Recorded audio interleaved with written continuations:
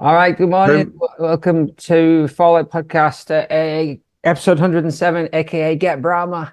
It's a futile false showdown, but not tonight. Tonight we'll be dealing with the very frontiers of a human psychedelic experience and being serious about having fun. Joined by Martin. How are yeah, you doing, Martin?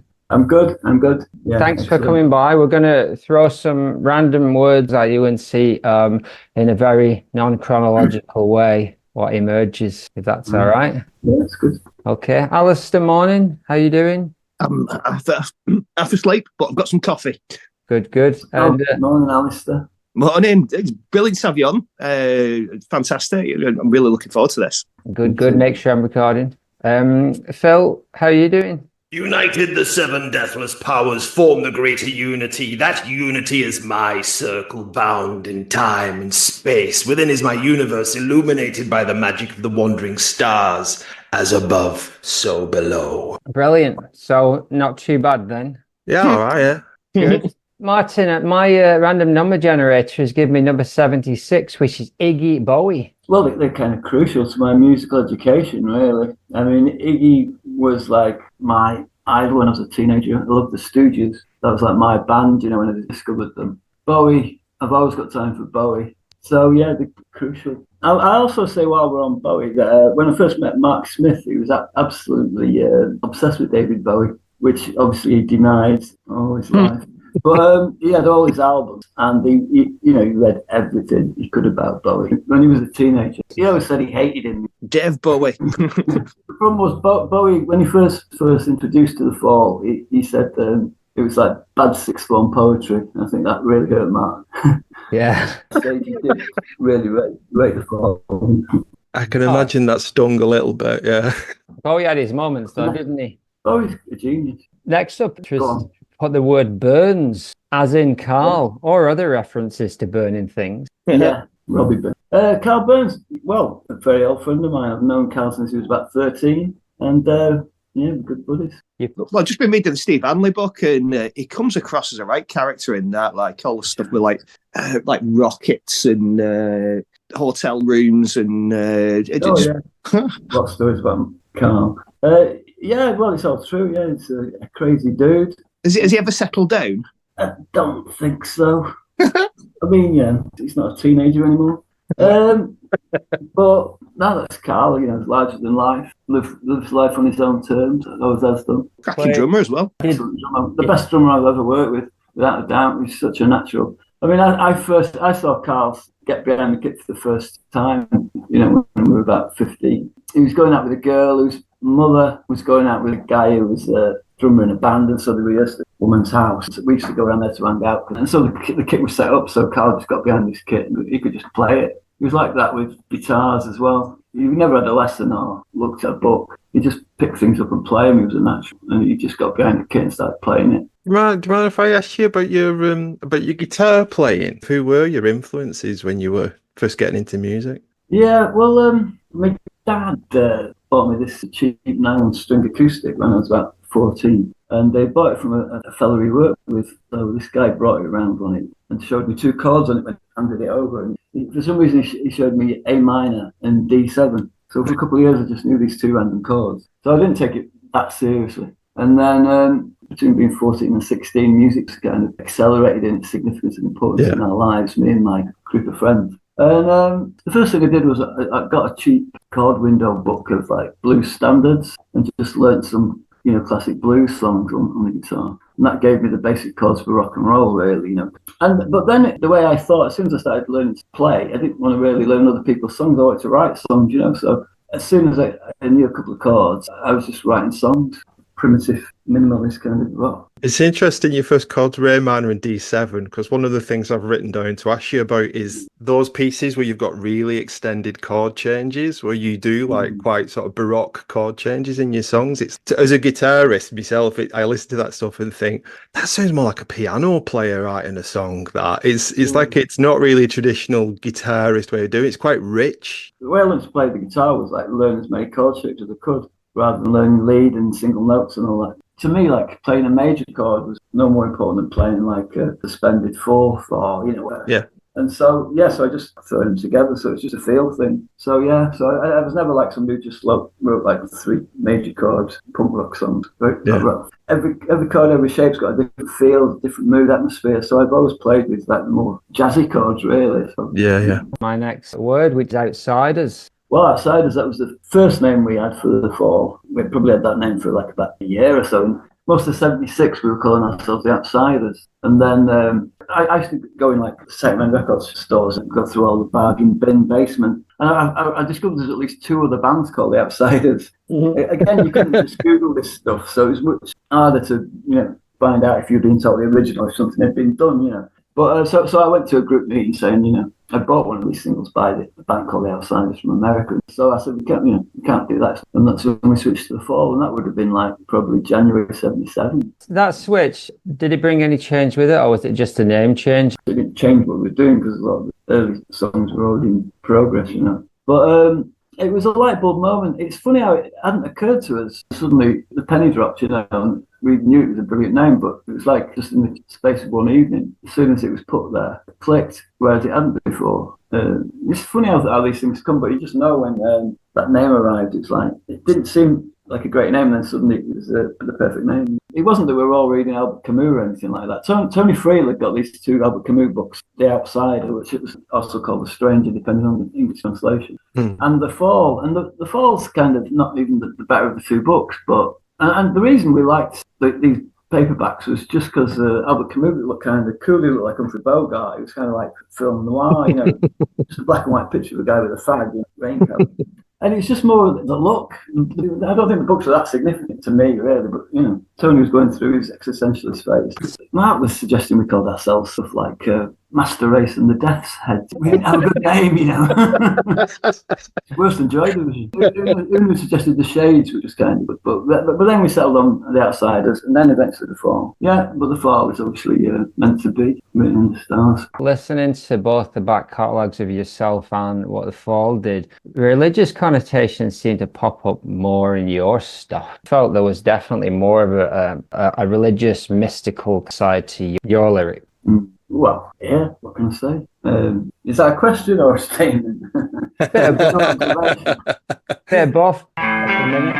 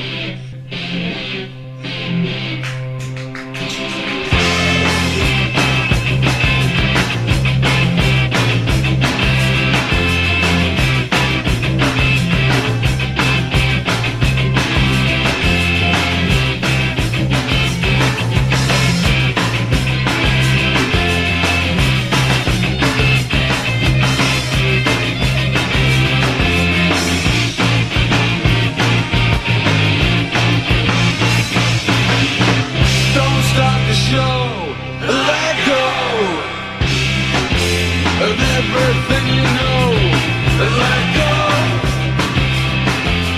Don't be no shadow. We listed Song Connection off Greatest Hit and Harlequin Duke. Do we listen to Let Go off that first EP? Do you like listening to your own stuff? Is it something you go back to often? If I'm in the mood, occasionally I do, yeah. Harlequin Duke, is that a character? It's about a magic mushroom trip that Prince Harry. Do you use a lot of storytelling in your songs? It's a subliminal story. I'm working with the subconscious mind rather than the conscious mind, so it doesn't make rational sense, but it speaks to your subconscious. No, yeah. I was thinking last night, actually, when I was listening to some of your back catalogue, that, you know, in opera, or you get like arias and recitative, and recitative is like the storytelling bit to get you from A to B, and then the aria is like a snapshot of something that's happening. And when I was listening to your stuff, I thought there's a lot of arias in there. There's lots of kind of moments that you're trying to capture in music, is what I heard.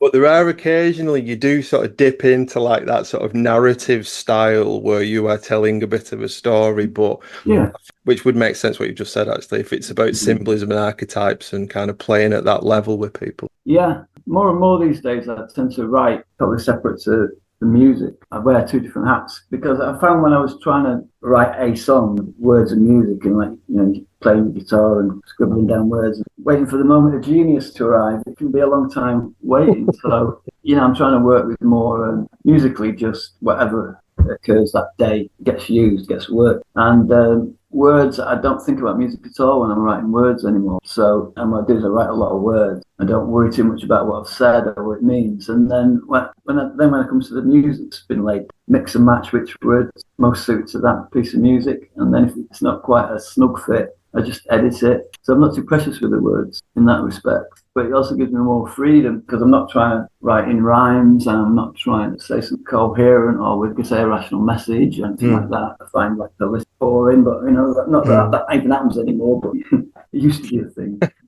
But so I've tried to develop a more, you know, workman-like approach to the writing process, and you know, just to get more done in what little time I may have left. I had a wry smile when I heard the lyric that you'd found your sound and that it was the sound of a raw with a good work ethic. Quite a pithy line with a lot of truth in it, I think. The line, I decided to spend the summer writing my novel. Is that autobiographical? No, it's the opposite of what I intend to do, really. I've no intention of writing books. I'm not intending to write an autobiography. Originally, the line was writing my autobiography, but it didn't scan, so I changed it to novel. Yeah, because people are always asking me, when are you going to write your book? You know, I'm not. Seems like it's a boring thing to do to me. I can't spend that much time dwelling on the past and trying to figure it out and justify it. And if I did do it, it'd be warts and all, and I don't want to upset people who are still alive. And I just don't want to go there, so I'm not intending to write an autobiography. If my life's got any significance, someone else can write my biography at some point. If, you know, not that I care either way about that. But so anyway, that line was, it's a joke. It's the opposite of what I intend to do with Midsummer.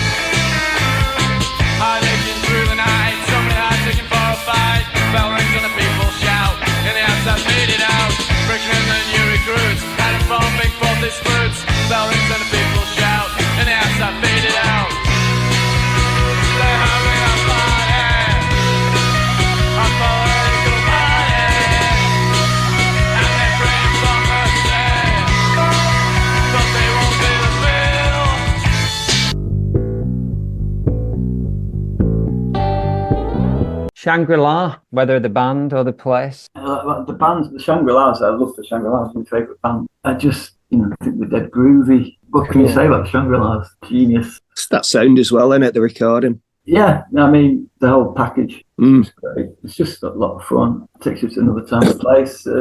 Were they a find, or did somebody recommend them to you? Everybody's heard Leader of the Pack kind of thing, so I already thought that was... Well, I bought Shangri-La's Greatest Hits album around that same time I kind of discovered the New York Dolls and things like that. Yeah, it's just a kitsch of it, I suppose. I was a big fan of the New York Dolls when I first heard them on the Old Grey Whistle Test. That was kind of another important moment. The Dolls doing Jet Boy and Looking for a Kiss on the Old Grey Whistle Test. And the Shangri-La's just fitted in with that in a way, Seemed to, in the back of my mind, I seem to think, I don't know if you were in the band at that time, but there was a cover of Jet Boy by the Fall at some point, was there? Not with me. Okay. No. We had a band before the Fall. Me and Carl had a band, which I called Nuclear Angel. They had a few before we started hanging out with Max Smith. Nice. And we did a song, because that band, that was, I was totally obsessed with that Stooges, Dolls, and I was the singer in that band. And so we did a song very like Jet Boy. I mean, I was only like 15. Maybe somebody's referenced that at some point. Well, actually, while we're at it, there's this picture which popped up years ago, I guess, them letters maybe that Tony Friel and Mark were sending, and somebody got hold of them. I think the first time I spoke to you, I messaged you on Twitter about the song Freak Shook. I wrote that one, yeah, but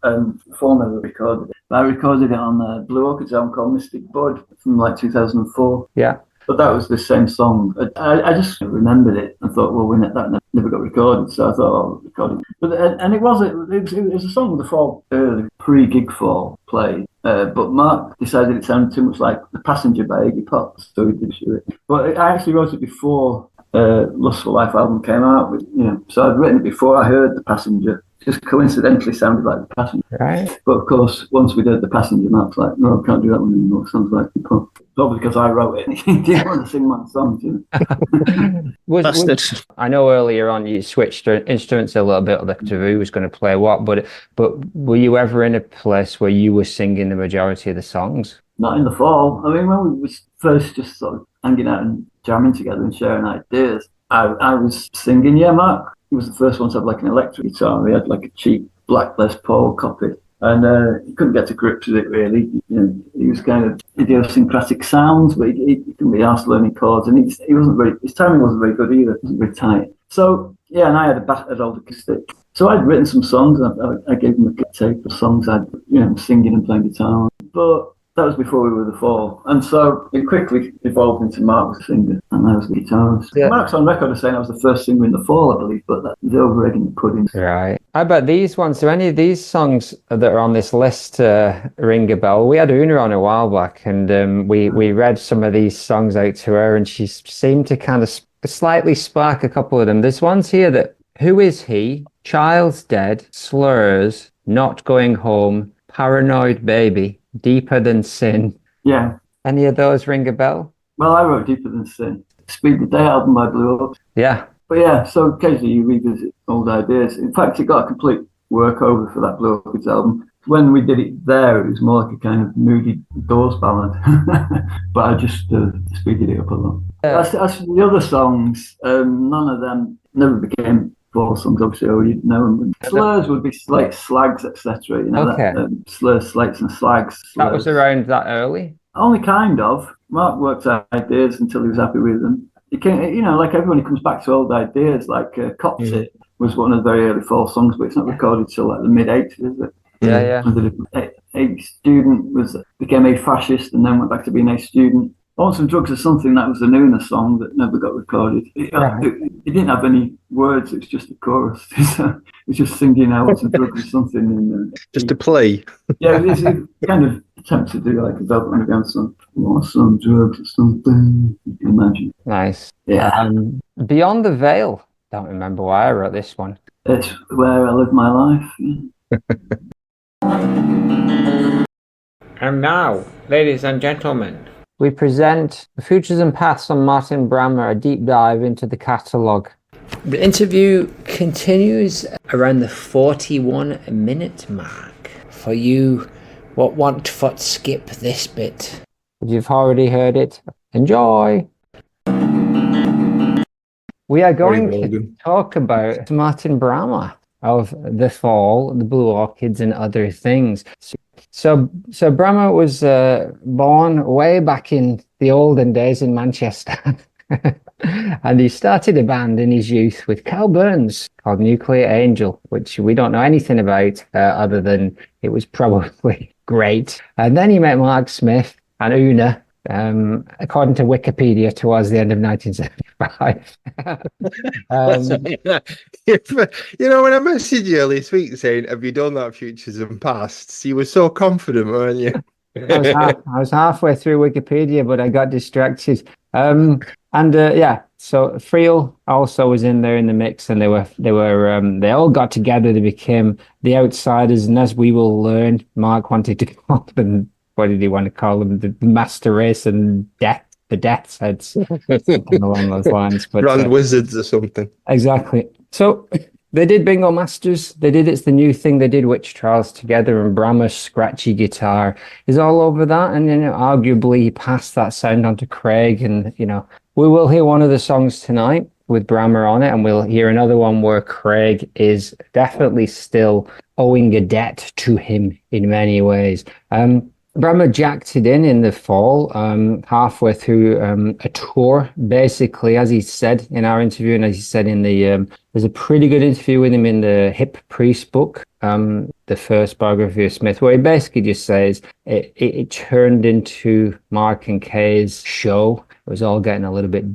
dictatorial, and he was only about 19 years old, and he thought, sod this, I'm going to go and form my own band. He was in a relationship with Una at that point, which could have been part of it as well. He was sacked later in his second round for having a relationship with a different keyboardist, but we'll get to that in part two. I'm going to do it in two parts because there's what I realized when I was doing the actual research for the Bramah interview, and we listened to pretty much everything he'd done, is I really, really like a lot of his stuff. I knew the Blue Orchid stuff, especially that first album, pretty well. But I didn't know the second half of his stuff too well. There's a lot of nice melodic stuff in there. So I'm going to split it into two halves. Today we're going to have a bit of a listen to the first bit before he came back to the Fall in 1990 with Extricate. So I'm going to play you bits from the first Blue Orchid stuff, which basically was only a couple of years before they went off to tour with Nico, and then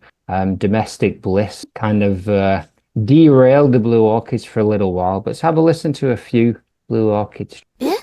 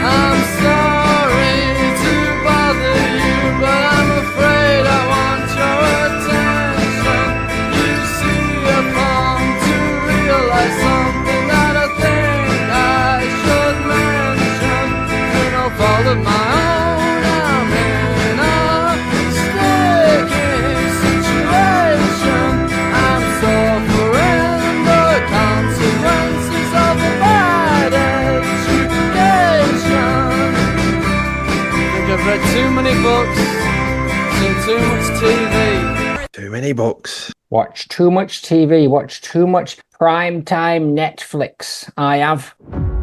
Chewing gum for the eyes. No thanks. Ooh.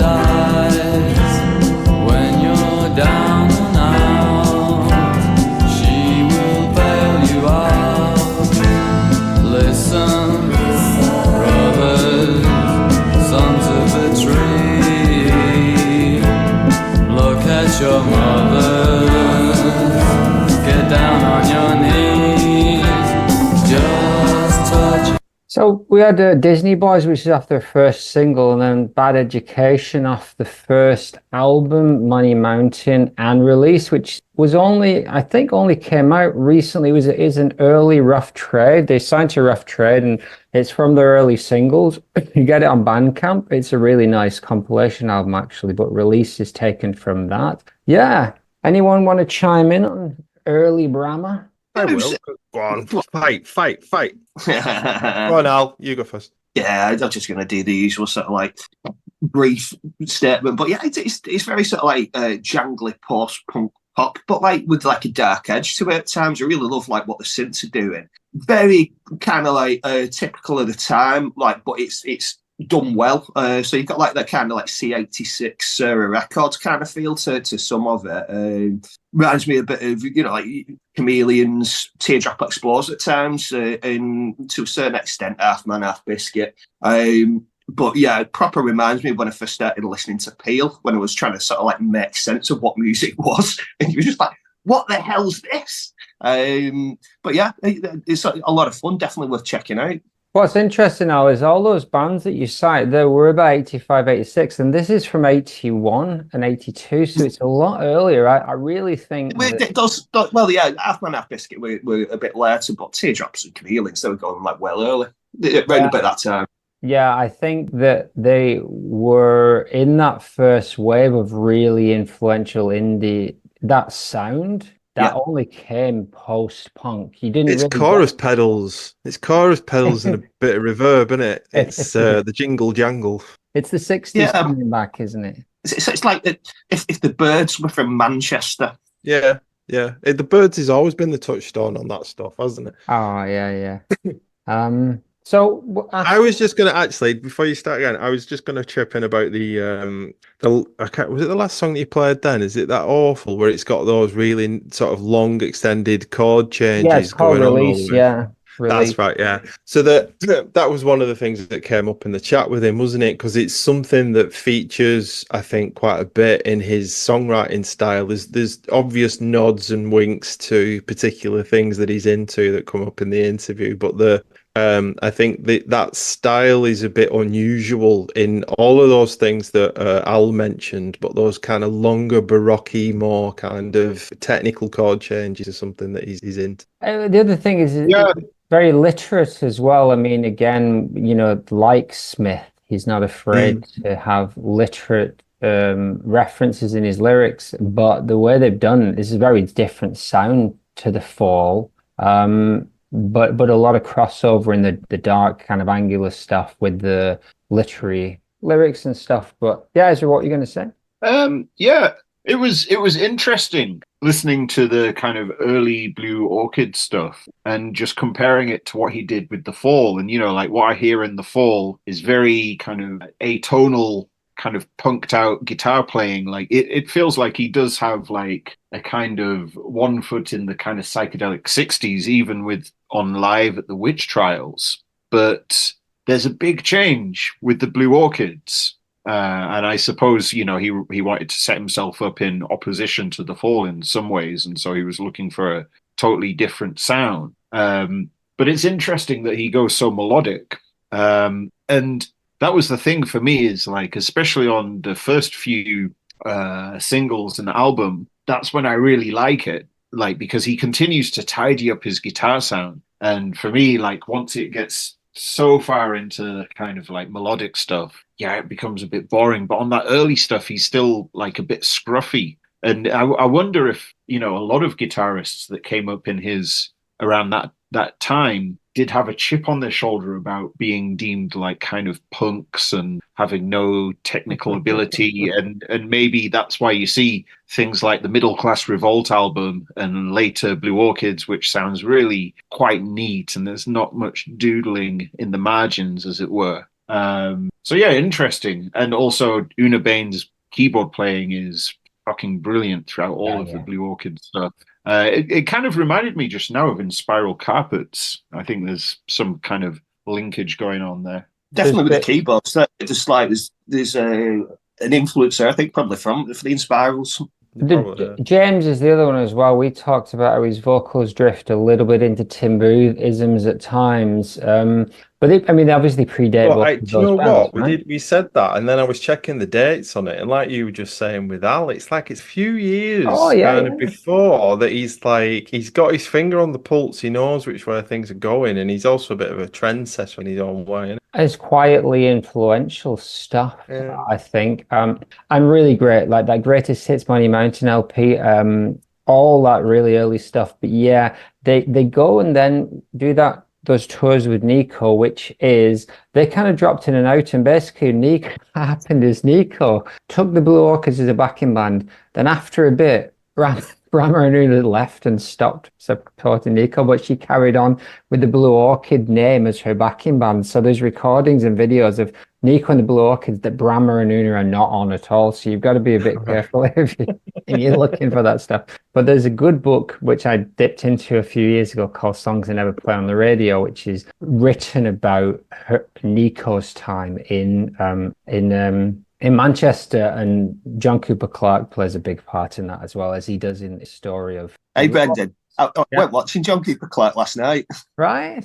Did you mention? Yeah. You mentioned in Liverpool. Mention the Blue Orchids at all? No, he didn't. Funnily enough, I think he was just doing his same old. Been doing it for years. Knows what he's doing. Just wasn't he sleep kind of routine? Wasn't he Nico and I? Yeah. I think so, and he liked a little bit of the old naughty, didn't he? So, but now Sir John Cooper Clarke, OBE, he's cleaned up his act. Well, you gave him the name, but we'll save that for the next bit. You can listen to. You've been messaging him. You don't know where the name came from. All right, so we're going to have a listen now to what happened afterwards. So essentially, They joined Nico for these tours. They were only with her for a short period of time, a few months, I think. And just the story of Nico in Manchester is so wild. In fact, Nico's entire story is absolutely wild. There's a podcast called The History of Rock Music in 500 Songs that talks about, Nico's journey, and it's just absolutely unbelievable. Anyway, so then they essentially go on hiatus. They get married, and Martin. They have kids. Not sure how many. 1, 2. They have some kids, and then Bramah comes back and does an EP called Sleepy Town before joining up with Carl Burns for this EP called Riding the Times with his band Thirst. And I think Burns has complained that they were just about to sign to Rough Trade or something when Bramah jumped ship and went back to the Fall. But not sure if the times quite actually work out on that. Let's have a listen to a bit of Nico and Thirst.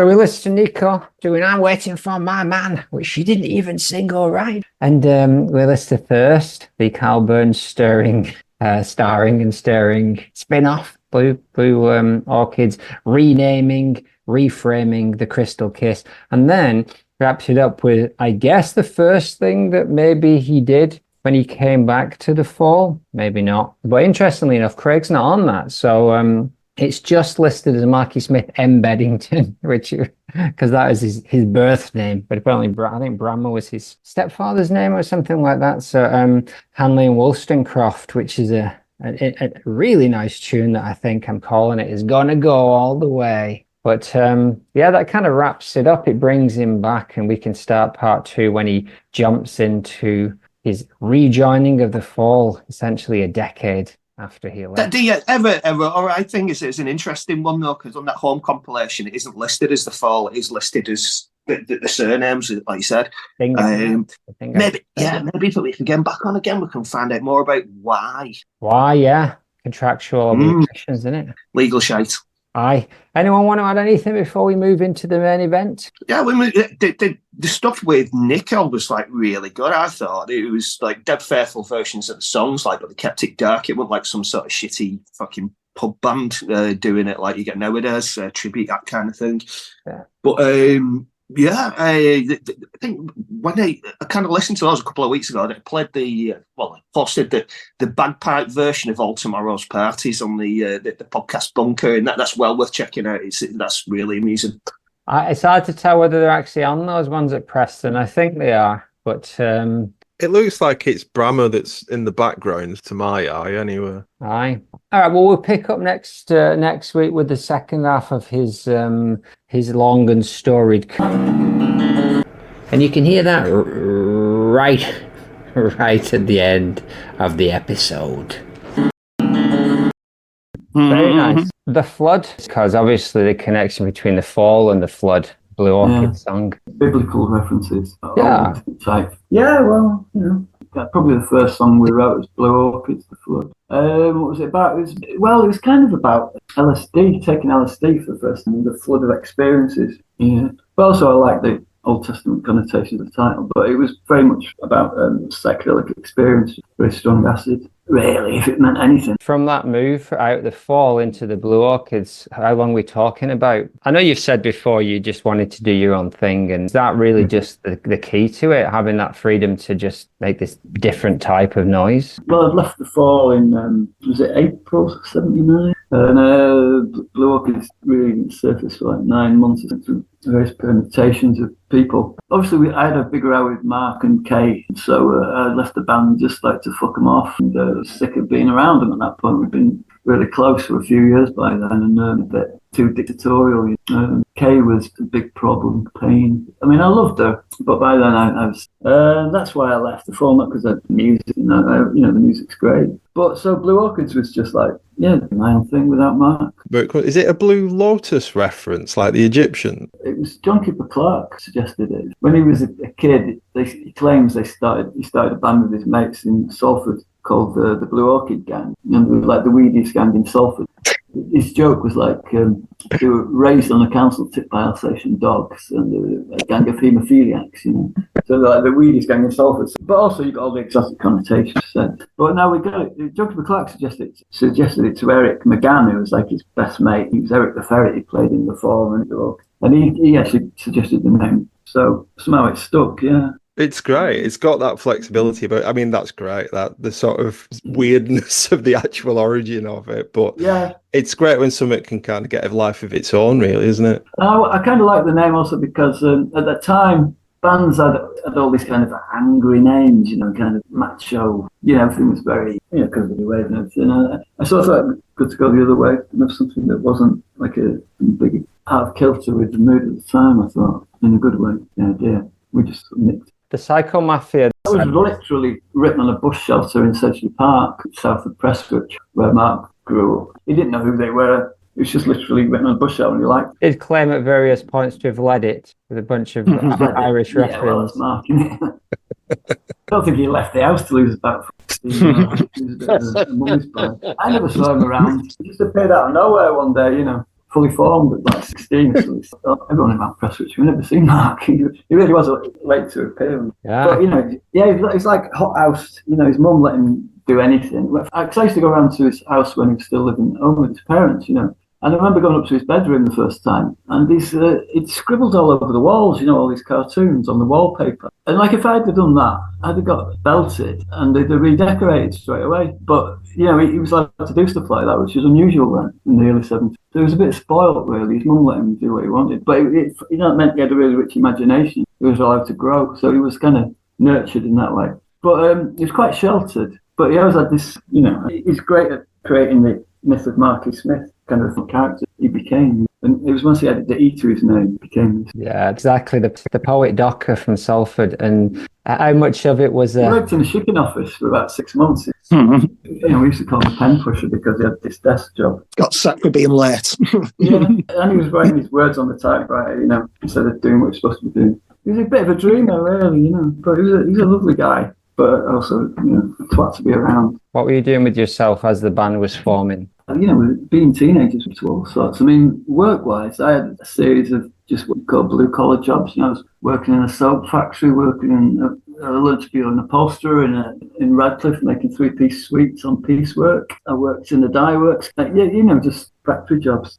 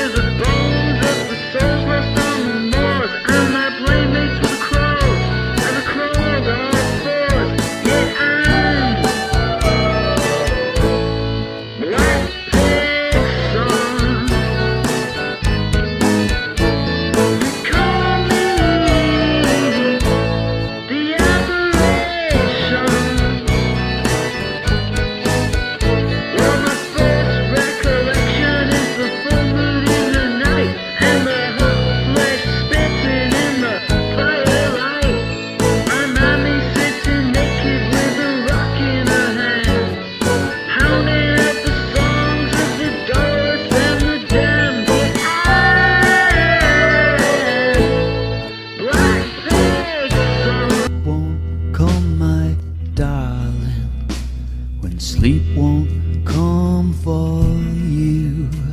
I'll make from grass a pillow and a drink from honeydew, and I'll hold you in my arms and whisper secret charms. Yes, I'll hold you in my arms all the long night through. And if sleep won't come, my darling, I tell you what I'll do. I'll make a bed of willow leaves and lay down next to you and sing you songs from long ago.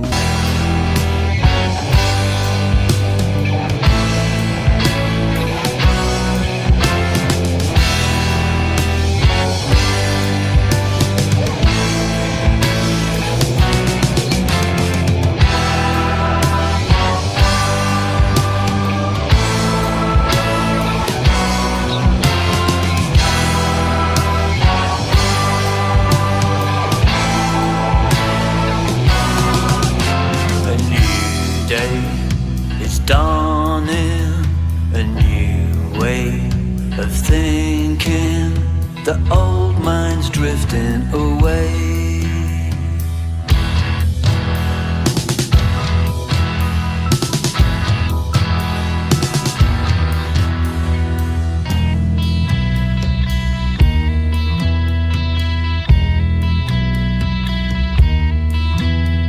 A new dog.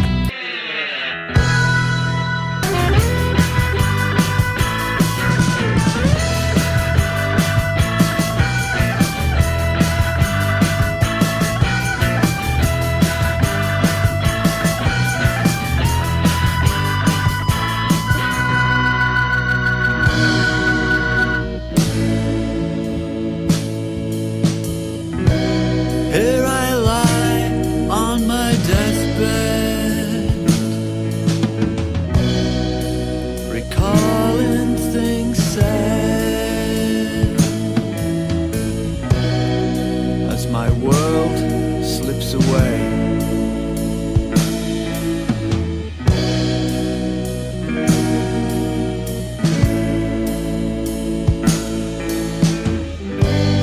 A man stands over me.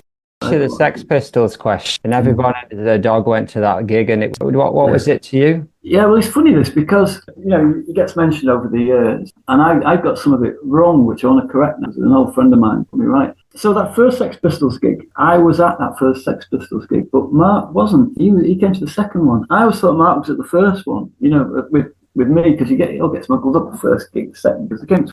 So you got to both gigs? I was at both of them, yeah. There's always this inconsistency, because I'd say I was at the first gig and people don't know you were. You know, Smith was the second, thinking I'm just like an appendage of Mark Smith, and if he wasn't there, I couldn't have been there, obviously.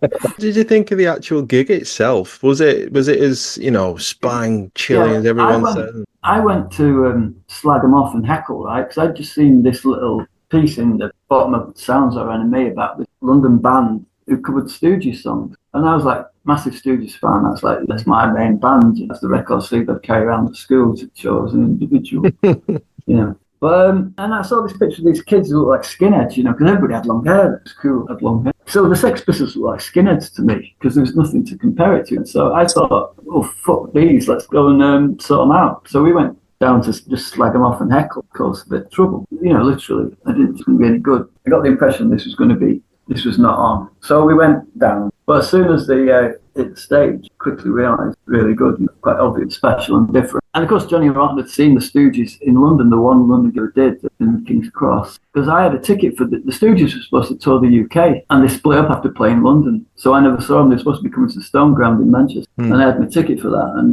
they fucking split up and never came to Manchester. And it's kind of apparent that gig, King's Cross in London, had been seminal for the young Johnny Rotten, and he was very much trying to have that intensity that Iggy Pop still had at that on stage, you know. So yeah, it was kind of like there's some continuity of purpose. It was nothing like it, because it was a small venue. Up until then, the bands just came in from out of town and played big venues, and there was no kind of grassroots movement. That's the whole thing about punk. Suddenly, ordinary local kids were playing small venues, you know. Buzzcocks who brought them up, wasn't it? Yeah, they were actually just on the door to taking our development Pete Shelley at the first gig, and by the second gig they were supporting us on stage. When you actually saw them, did it feel dangerous, or did it feel performative? Did it feel like it was art, or did it feel like it was more of a street gang that had got up on stage? Yeah, it was the element of danger. Yeah, I mean the first time they weren't wearing all those, you know, sex shop clothes. They didn't have all the bondage. Yeah, they were just wearing. It just looked like old Oxfam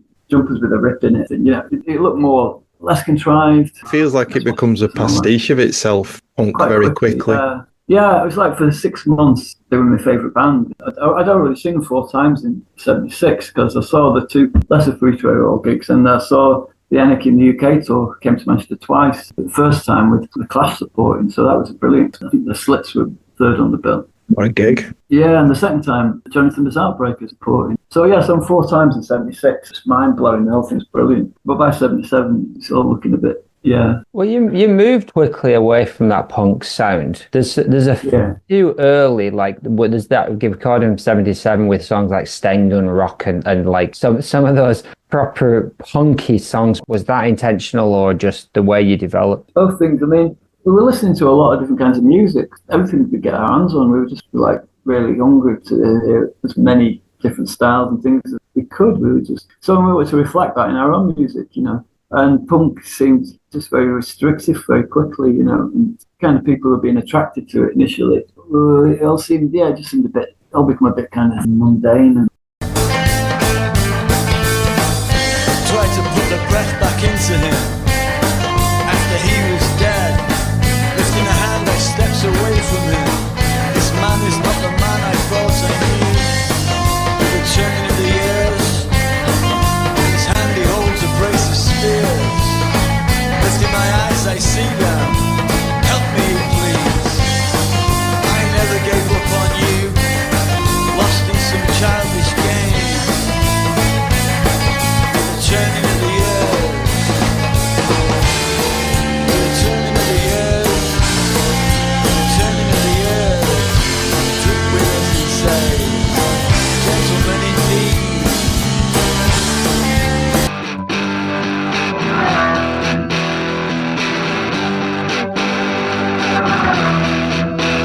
Make a replica of me, personal base included.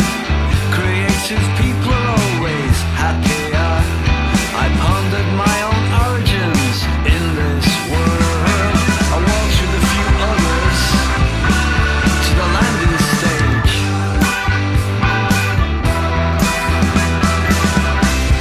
Shakers, divine unrest. For most of the next 3 days, her door was locked. She told us that democracy's in its essence bad. The young men waited half the night unspeaking. The glum lot returned. The girl photographer came in. It's very important to get publicity.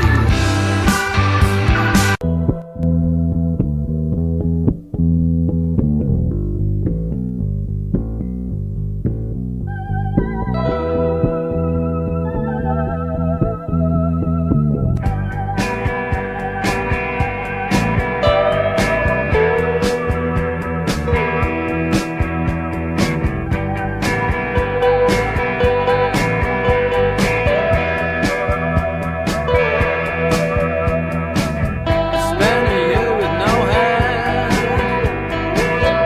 not a care in the world. My feet did the walking, my hands did the talking.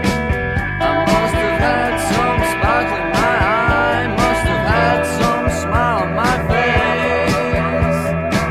I loved everybody in that family. The idea of myth seems to come like all the way through your work. Historical myth. I don't know if you're familiar with Alan Garner's work at all, but there's he does a book called Red Shift where he jumps through time, and I get that feeling from a lot of your work of like jumping back to kind of Roman, then medieval Britain. Is that? I read a lot. Read a lot of books. Yeah, I just like to create imagery. You know, the past is fascinating. I'm really interested in history because I've been lied to so much about history. So it's a fascinating subject. So much hidden in the subject of this. Just trying to know the real origins of things and the roots of what's brought us to today. And I think we've been lied to on a massive scale as far as historical education goes. So I like to shake it all up a bit and suggest possibilities and alternatives and other ways of looking at the past. It's just a rich scene to it. Is there a mythical figure that you keep coming back to? Figure. Not one, but it's the different aspects of figures. It always seems to be very rooted here, though, in Britain or England or the North or Manchester. It's very real. My experience, my roots. I love this island that we live on. I've travelled a lot, but there's so much to discover just on this island. You know, there's a whole lifetime of exploration just here without getting on an aeroplane and going to other places. So I'm not that impressed by the travelling. I like explore. This through this island is amazing. And so, like you talk about myth and reality, the lines are so blurred when you talk about this island. You know, the mythos is the rich. Myself and Brendan do quite a bit of writing with regards to sort of subjects like this in sort of drama and that. And one of the things that we love kind of rooting back to is that idea of Albion, Britain. Have you read Thomas Beaumont? No. No, I don't think so. Yeah, he's good. He's good. He's crazy. He's written a few books in the like 30s, and he thinks all world takes place in Britain. Edinburgh, Oh yeah, this sounds familiar. Yeah, and did those Faroe speaks. and Hebrides, and You know, everything of importance happened on our doorstep. Saying it's true though. The other side of things that popped up a lot, Basho, Aikido, Zen, Yeah. how does that feed into your stuff? Well, I've been studying Aikido since 1983. I still go now, so I've been doing that for over 40 years. I tend to keep that separate from the music. It keeps me fit. It's Basho. I'm not mad on Basho, actually. It's interesting, haikus. I like Japanese haikus just because they're short and pithy and they evoke a mood really strongly. Robbie Basho is really, really good. The guitarist, American guitarist, played a 12-string guitar. I don't know if you've heard him. Crazy yodeling voice. Great eccentric focusing it. Yeah, so Aikido is a big part of my life since I discovered it. I'd always been interested in that. Seeing Kung Fu on the telly in the 70s, David Carradine. So I always wanted to do something like that, but I didn't fancy karate or judo. And then somebody invited me down to this Aikido club in Withenshaw, Northern Moor. I remember getting a big hit of ash black in a bong pipe before I went down. I went down with this guy who was a Hell's Angel, been an ex-paratrooper, and he invited me along with him to come round to my house and he got me really stoned, and then we went to this martial arts club. That was my introduction to Aikido. So I don't think the teachers were too seriously because they wouldn't have been that coordinated. But gradually, I got a taste for it. I found it fascinating because every technique is like a puzzle to be solved because you don't use brute force or strength. You've got to find a way of doing this without force. It's all about the timing, being in the right place, coordinating. Kind of what I was thinking, because people often who study martial arts, it does impact how you write on some level, your music and your words. I don't analyse it too much, but it must have done, I guess. Yeah, it's given me the work ethic discipline. They call like a moving meditation in that you're in the moment. So because you're in the moment, your head's not full of words, that's meditation. You're in meditation. Yeah. And so and you do on the Aikido match present, words fall away, concentration and the awareness. Well, you talked before about improvisation, the House of All stuff. You did it semi-improvised and a lot of the stuff from the Fall, but I didn't get that sense with a lot of the Blue Orchid stuff. But how does improvisation kind of fit in? Yeah, well, the whole idea with House of All was I wanted to work in a way that the Fall sometimes work. Although Steve Family kind of denies it. He says, I never worked like this. The initial thing with House of All was I thought to do a project with ex-Fall members that was improvised, and it was I was imagining it, I'd give it the tag Hex Trials, the kind of which trials Hex induction out. So give it the working tag of Hex Trials. And we were taking the elements of improvisation. And I wanted to put them on the spot without any rehearsal and just go in the studio, book studio time, don't rehearse, and just press record and record everything we did. Just so as soon as we picked up the instruments, as soon as all the mics were in place, we just started getting to know each other with our instruments, just like lay down a beat, we just start playing something. And then we had enough discipline and knowledge that kind of go with that initial idea and work it. You don't start jamming out, it's like free jazz. So we just hammer a groove for 5 minutes, listen back and go, that's good, and then get back in and do the next one. And then after we had like over 40 minutes of music, I was like, okay, that's enough. We've got enough now. We'll make an album out of that.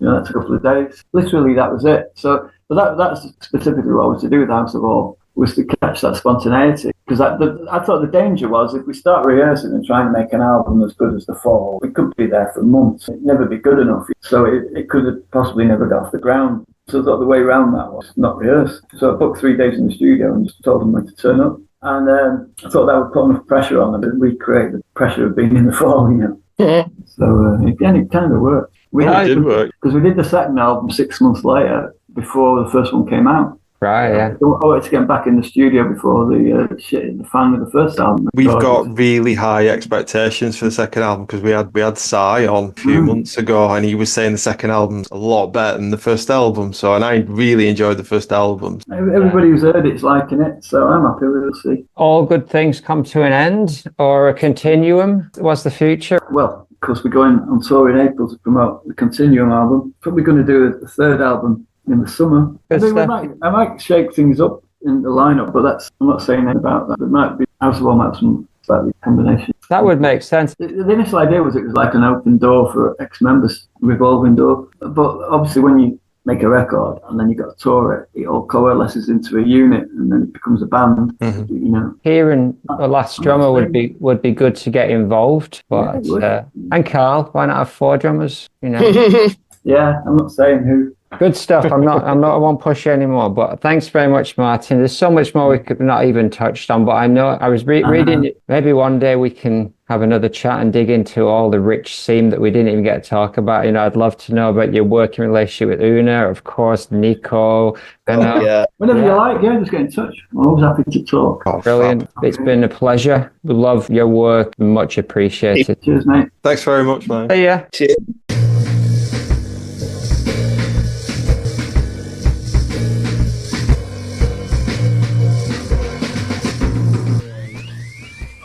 But as promised, we're going to dig into the second half of Bramah. So when we left him last, he was just about to get turfed off the Extricate tour in 1990 by Smith for daring to have a dalliance with keyboard Dr. Marsha paying Dr. Schofield. You know what?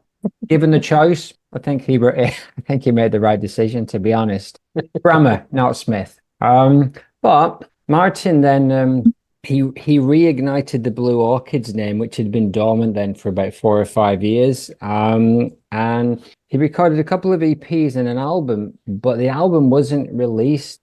So he released a couple of EPs in 91, 92, and then he did an album called The Sleeper in 93, which was really nice, poppy, very gentle kind of indie pop. And I'll play a little bit from that. But that wasn't released until 2003, when he had basically a decade off. And according to some interviews I read, he was doing a bunch of jobs like driving buses and the like, living in the real world. And then he came back 10 years later and like reignited the Blue Orchids name. We did an album called Mystic Bud, released that Sleeper album. So let's have a little bit of a listen to some of the stuff that came out during that year. It's definitely a lot more poppy, but no less nice.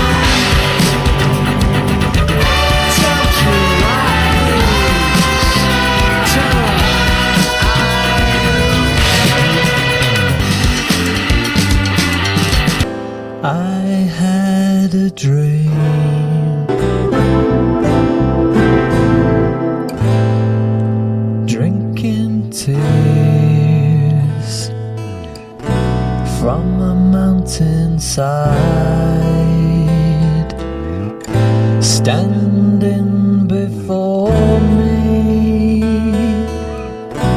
always shining bright,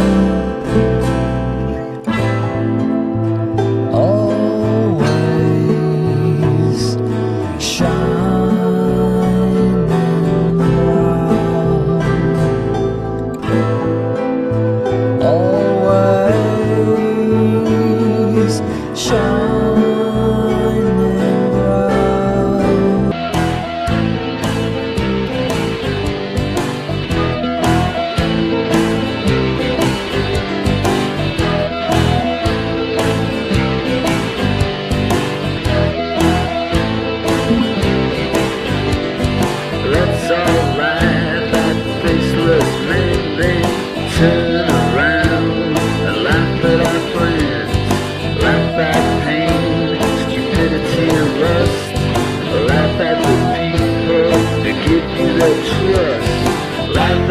freak show, you know that you must.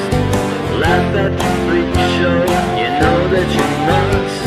You know that you must. So we heard Diamond Age from the 1991 EP, and then Love Fiend from Sleeper, which was recorded in 93 but didn't come out for another 10 years. Shining Brow off Mystic Bud, and Freak Show, which was not one of my favorite tunes, but I included it because it's one of those it's a recording of that really early Fall song. So that list of songs that we've seen that Mark and Tony Friel passed between them, that was on there. So whether or not it should have been left to the ages, what it's for you to decide. Now, I do know that this type of music is definitely way more in my wheelhouse than most of you chaps, but I really enjoyed that, especially that Shining Brow tune. That whole album, that Mystic Bud, is very gentle, lots of flutes and kind of like, it's a really nice record, actually.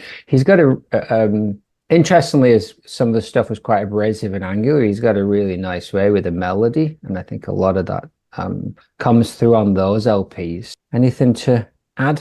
There was that Mystic Bud album is very acoustic, isn't it? It's quite a nice, gentle, like you say, melodic harmony kind of bass stuff. I was thinking actually as he was playing those tunes, that he's, I guess, one of the things that I'm starting to hear in the Blue Orchids now I'm a bit more familiar with the back catalogue is like the sort of Venn diagram between Bramah and Smith's musical influences. And you can sort of see where the overlaps are, but you can also see where they pull in their own sort of taste. And it's it's that album's really good. That Mystic Bud, it's not one of the best albums, but it's definitely one to start off with because there's some lovely tunes on it.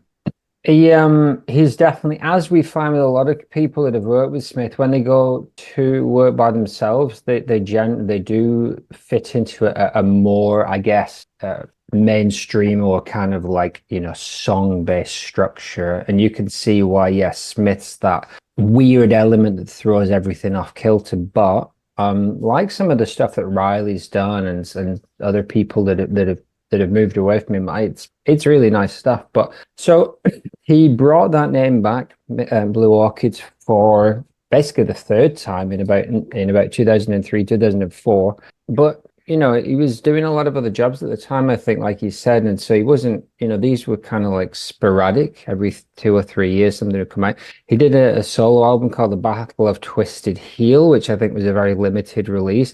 And then he got back together with the Hanley Brothers, 2008, and started up a band called Factory Star, which I was going to ask him about that notion of factory, because it's obviously Warhol, it's obviously the notion of factory in Manchester, and obviously the industrial kind of implications of it. They left before they recorded the album. So he did the album as Factory Star, but it was with another bunch of musicians. And essentially he says that he realized that the Blue Orchids name was something people could hang on to. So basically he just changed the name of Factory Star into the Blue Orchids. And then from 2015, put out basically an album a year or two, all the way up to now. So I'm going to play a little bit in that middle period, and then I'll kind of bring you up to date with where he's at now.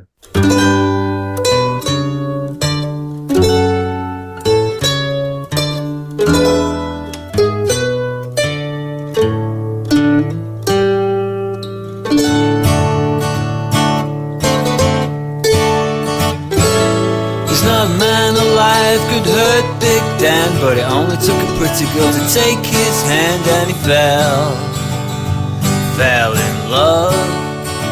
Yes, he finally fell in love. The big lug. Oh well, he searched this land for a year and a day, but he couldn't find the pretty girl who ran away, and so he fell into his cups. Yes, he finally fell into his cups. It was just his bad luck. In a long, long time, longer than memory since we heard place we saw a sign. I'm feeling lost and lonely. You're looking sad and tired. Don't cry, stand proud. It's still a weird world.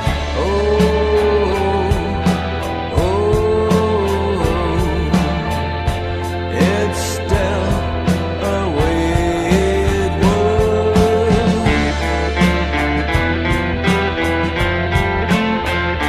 I must create a new regime or live by another man.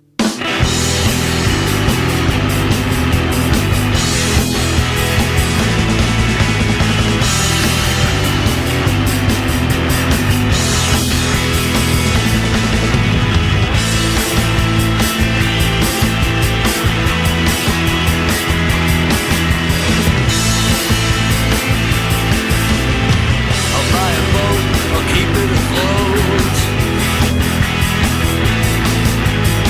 I'll sail the sea, emotion pulling at me.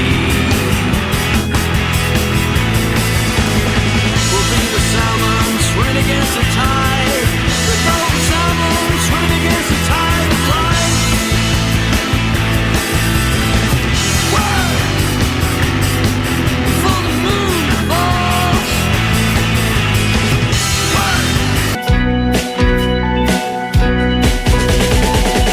Tiny said the earth is flat. Hit his teacher with a cricket bat. Now he hides in the woods and eats his meat raw, while teacher sucks the soup through a drinking straw. She's in a deep vegetative state. Deep state.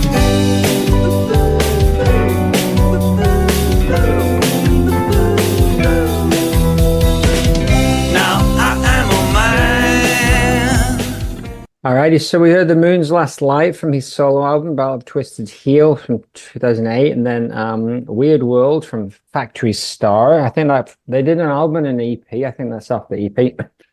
Work Before the Moon Falls, I believe that the song Work by the Blue Orchids, which is one of their first singles, came from that song Before the Moon Falls. Basically went in two directions, if I understand it. And then Deep State, which I just loved those lyrics about hitting your teacher with a cricket bat.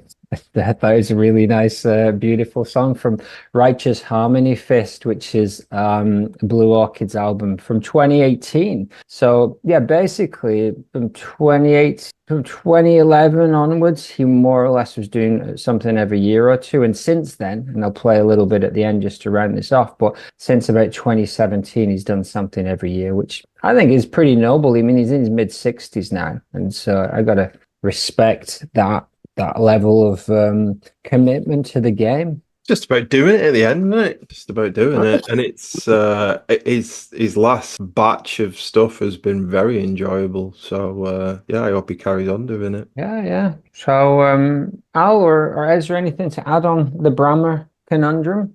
Yeah, you can hear there's definitely a lot of the influences which you kind of mentioned before, which is probably Phil mentioned it, that are probably in common with Smith. So I mean, there's one of them that's proper kind of strong Lou Reed vibe to it, I thought.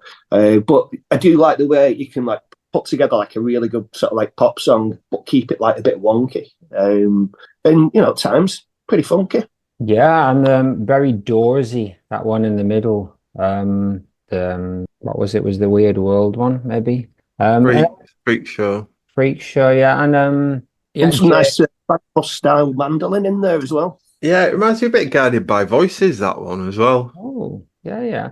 Very Jamesy and Spiral Carpets, as we said before. I mean, a lot of that's from just being in the same place at the same time, I think. And but nice. So now I actually think he's done some really interesting stuff. We've talked about this. Both of us, Phil, you and I have agreed that Angus Tempest memoir from 2022 is our favorite of his solo albums. So He also did a cover version album of the garage rock stuff, which is decent, from 2019, called The Magical Record of the Blue Orchids. You can hear the garage. Sorry for butting in, but you can hear the garage stuff. But he made reference to the Shangri-Las in that interview, didn't he? And it feels to me like his 60s quirky underground stuff leans more in that direction rather than the harder edge stuff. It's quirky, pebblesy stuff. If you listen to it, I checked it out. And it's the melodic and harmony that I think he really likes, isn't it? Rather than sort of gritty razor edge guitar stuff.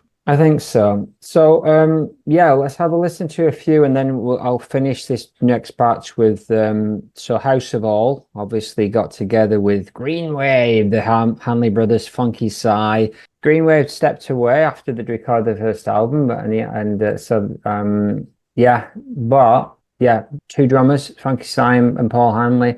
You got Steve on bass, pulling in some really nice bass lines on these two records. And obviously Bramah on guitar and vocals as well. So they're just putting out their new album Continuum now, which is probably why he wanted to come on to talk to us. So although we didn't talk about that at all, but let's have a listen to a few tracks from that era.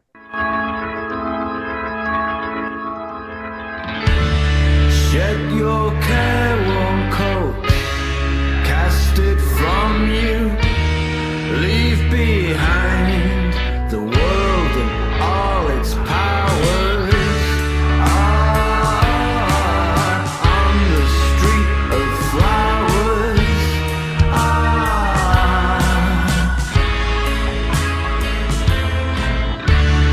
If you come to me, I will guide you.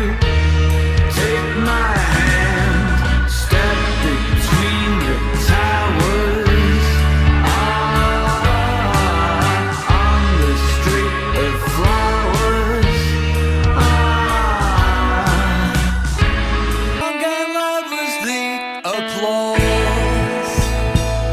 Bravos are 20 voices. It tastes very bitter, said I. Is this how you treat strangers? I don't know. He said, I don't know.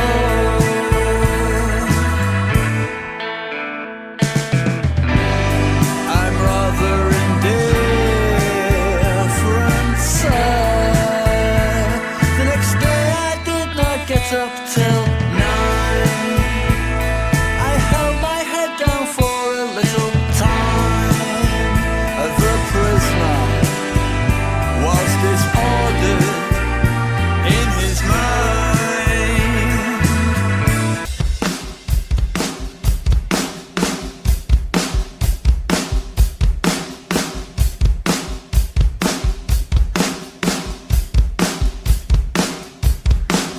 Look at him in silver.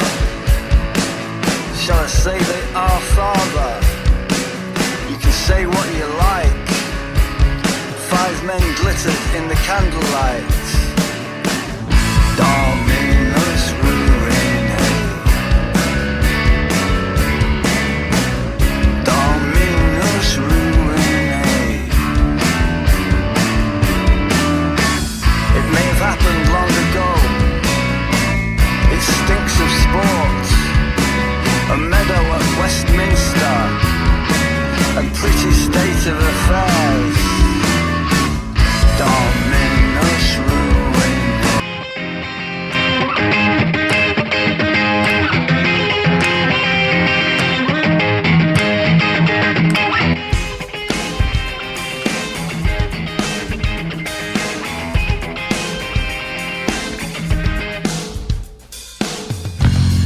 You can't get back to sleep. Sitting in the darkness, the one that matters most. Possession with intent to supply. The buzzer goes again. The young man stops the moment he sees the cops. That's So we listed Street of Flowers, which was off 2021 Speed the Day. Long and Loud was the Applause off Angus Tempest Memoir 2022. And then we heard Dominus Ruinae off the first House of All album, and then A Taste of Money off the new one that's just come out just this week, which I really liked and had a proper nice Hanley bass in there. No, I was going to say that Speed the Day. There's quite a few tunes on that are really good, and there was a few bits on there that reminded me of like Ray Davies as well with his songwriting. You know, we talk a lot about narrative, don't we, with Smith? But Bramah does it. He just got a very different style to it. It just feels a bit more like that Kinksy approach to doing sort of kitchen sink sort of narratives, really. I did scribble down some of my notes there, actually, Phil. And also, I think the Street of Flowers really reminded me of the Cardiacs. Yeah, something down that line, like Joan of Arc, Cardiac, something kind of a little bit post-rocky, a little bit kind of angular kind of thing, which is unusual in the style. I mean, a lot of it's much more melodic, poppy stuff, but I really like that one. And then that Angus Tempest Memoir, which has some kind of, again, angular kind of stuff going on. It's nice. I was really pleased by how much stuff I liked. I know it's much more my taste than some of you, as I said, but I was really, enjoyed digging into Bramah's stuff. Whoa.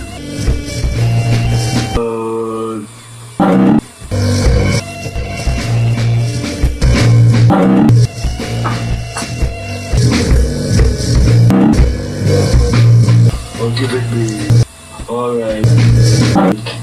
Okay.